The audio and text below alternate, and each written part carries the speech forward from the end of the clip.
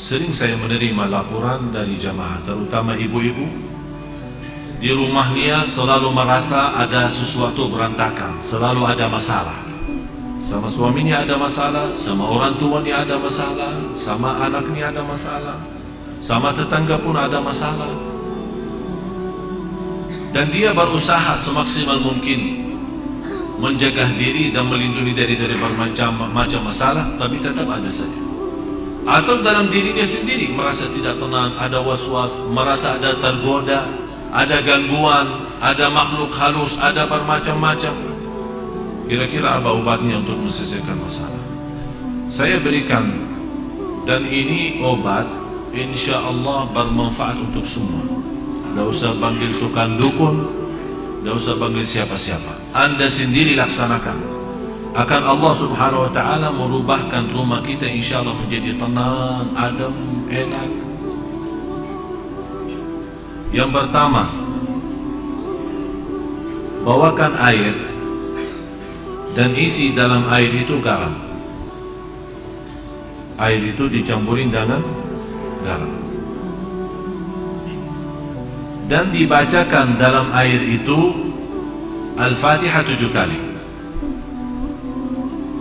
Ayat 5 ayat pertama suratul Baqarah. Ayat Al-Kursi 7 kali. 3 ayat yang terakhir surat Al-Baqarah. Lillahi ma fis samawati wa ma fil ardh. Saya ulang lagi.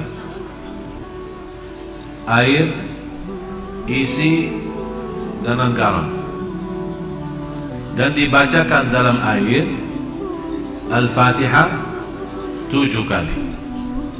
Yang kedua 5 ayat pertama 1 kali. Dari Alif Lam Mim sampai wa ulaika hum al-muflihun 5 ayat. Yang ketiga 7 kali ayat Al-Kursi.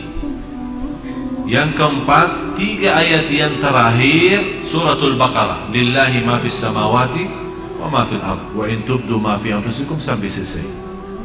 Kemudian qul huwallahu ahad 3 kali. Qul a'udzu birabbil falaq 3 kali. Qul a'udzu birabbin nas 3 kali.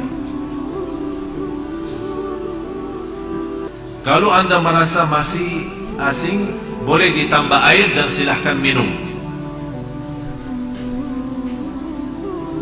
Bisa diminum. Kalau Anda merasa terlalu asing, belum kuat karena garamnya terlalu banyak, boleh ditambahin air. Ini satu untuk minum. Jelas? Yang kedua, bawakan ember besar, isi air dengan garam. Ini untuk mandi boleh. Bapak Ibu, ini serius saya bicara ya. Insya Allah Anda coba, insya Allah semua masalah dalam hati, dalam perasaan, dalam jiwa, dalam fikiran, insya Allah selesai. Ember besar, isi air dan campur dengan garam. Bisa pakai mandi. Ayat yang dibaca sesuai ayat yang saya sudah kasih tadi. Boleh. Bagaimana cara bacaannya? Bacaannya habis Anda baca, tiup dalam, bukan meludah ya, tiup saja.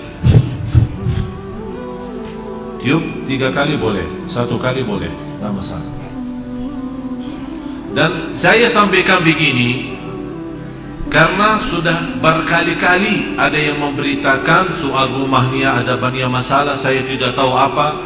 Dan mohon maaf, selama saya di Indonesia, mohon maaf ya, orang di Indonesia terlalu banyak was-was.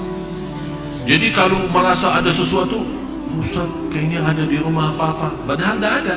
Tidak ada.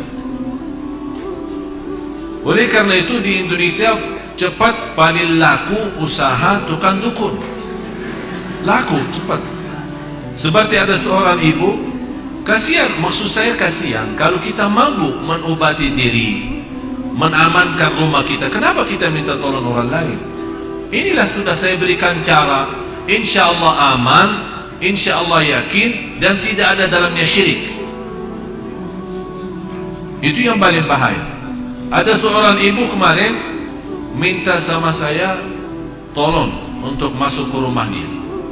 Karena habis saya isi tabligh akbar di salah satu daerah di sini di Jakarta tidak jauh, dan dia minta tolong sambil nangis, "Ibu maaf saya tidak bisa, kalau mau masuk rumah berarti semua jamaah minta masuk rumahnya." Jadi lain kali enggak, ini saya sudah berapa lama tidak bisa masuk rumah saya. Kenapa? Ada banyak hantu. Sambil tolong Syekh datang. Barangkali dalam datangnya Syekh terusir ini hantu. Ini juga masalah sebenarnya. Ucapan hal seperti ini memiliki keyakinan kalau seorang Syekh datang hantu bisa terusir, itu sudah punya fikiran salah. Cuma sekarang ini bagaimana saya mengobati masalah ibu ini? Saya terima, saya datang. Terus ibu apa cerita rumah ini? Ceritanya saya pernah didatangi seorang kiai, katanya kiai, katanya. Tapi begitu dia masuk ke rumah, dia langsung berkata, "Bu, di rumah kamu ada banyak hantu." Mulai dari situ saya takut. Jadi saya minta tolong para kiai lain, tidak ada yang mau datang ke rumah saya. Malah saya bertambah takut. Akhirnya ada seorang dukun yang mau bantu, tapi dengan syarat dia mau membacakan apa, saya tidak tahu mau baca apa. Setiap satu ekor jin keluar 250. Setuju ibu itu? Oh boleh, tapi saya cuma ada 500. Udah, saya bantulah. Saya masuk dulu, saya mau lihat berapa ekor ada. Masuk tukang ini apa namanya, dukun itu habis baca-baca apa, alhamdulillah ibu tidak banyak, cuma 5 aja. Jadi saya baca-baca keluarin 2 karena ibu mampu bayar 500. Kalau nanti ibu sudah sanggup lunasin lagi, nanti saya datang lagi usir yang tersisa. Dan kasihan ibu percaya. Sampai sekarang dah mau masuk rumahnya, sampai saya ketemu dan disuruh saya masuk. Jadi ibu sekarang yang tersisa cuma 3 ya. Kan katanya 5 kan? Yang terusir 2, tinggal 3. Terus ibu membayar ke saya berapa? Tidak apa-apa, saya ikhlasin, tapi yang penting bantulah. Udah begini aja, saya masuk, ibu tunggu di luar. Kalau dengar suara saya berteriak, berarti saya lagi berantem sama mereka. Terus saya masuk. Begitu saya masuk ke rumah, saya panggil ibu sini. Baru masuk ya, saya jujur saja tidak lihat apa-apa. Bu, saya sudah periksa rumahnya, aman. Terima kasih saya. Berarti aman sekarang, tidur.